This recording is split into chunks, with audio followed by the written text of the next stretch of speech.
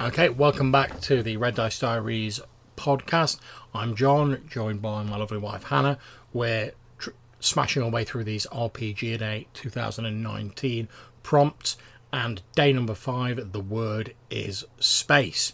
Now, obviously, we could talk about the many different sci-fi games that there are, where, Traveller, Star Trek, whether you're FASA or sort of the newer Modiphius one. Looking behind you, I suppose I should know that. Sorry, Lloyd, please don't kill me. But there's sort of Star Wars, like numerous iterations. Shadowrun. Traveller. Yeah. Loads of different sci-fi games. Yeah, Mindjammer, there's Interface Zero. Loads of different sci-fi games. But we thought rather than talk about those, because it's a bit obvious, we're going to actually use the word space to talk about gaming space in general, and sort of like the environment that you actually play in. Now, for myself, most of the games I run now are online, using video conferencing, Zoom, OBS, that sort of thing. Excuse me. So I've basically got a room in the house which has all my bookcases in. You'll have seen it if you've seen any of my videos. I've got my computer set up in front of me, a couple of monitors, webcam, Blue Yeti microphone, table in front of me, books by the bucket load, a little table next to me that Hannah sat on at the minute, where I can put my books, and that I can open the window next to me, I can shut the curtains if I need to keep out the light, whatever. I've got a light in here. That's pretty much all I need for my space for gaming. But that's because it's in an online sort of gaming space, so obviously I'm the only one in here normally, and I know you use this room as well, love, when you're doing your Star Trek game, because you use my computer for it. When we've run games in the past, sort of face to face, we've done it in like our living room. You've got a couple of settees, you've got comfy chairs people can sit on. I do always think it's worth, if you're doing a face to face game, having like a central area, whether that's like a table or something like that. And I know that's what Barry's doing in his 5th edition game I'm playing at the minute.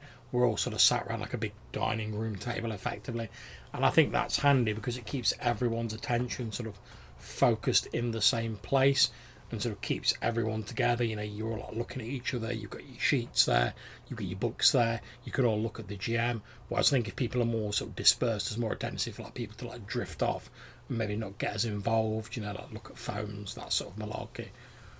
So in terms of your sort of like ideal gaming space, what would that involve? I'm not so bothered about the table. Alright. The table's grand if you've got a room that's big enough for it, but most important for me is getting the players in a horseshoe facing the GM, so that the GM's clearly like in front of everybody, can see everybody. Not so important that the players are like, able to look straight at each other. You can lean around and chat to each other, Yeah. But it, particularly thinking of our living room, having the players all on the sofa and then the GM sat opposite on the floor if necessary, just so that the GM can see all the players clearly. Again, having that focus on the table.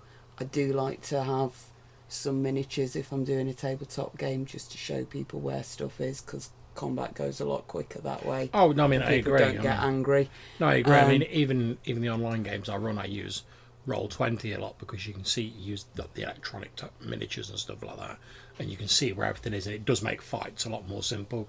You've not got sort of every 5 minutes someone going like, oh, how far away is that again? Oh, how many of those orcs or whatever are like near to me? It just eliminates a lot of that necessary like redescribing stuff. I mean, I think one of the things I do like, and this is more sort of like when we're at UK Games Expo and stuff like that, I don't know how feasible it will be in your own sort of home, is having the space to be able to sort of like get up as the GM and like walk around the players. Yeah, I really like that, because I think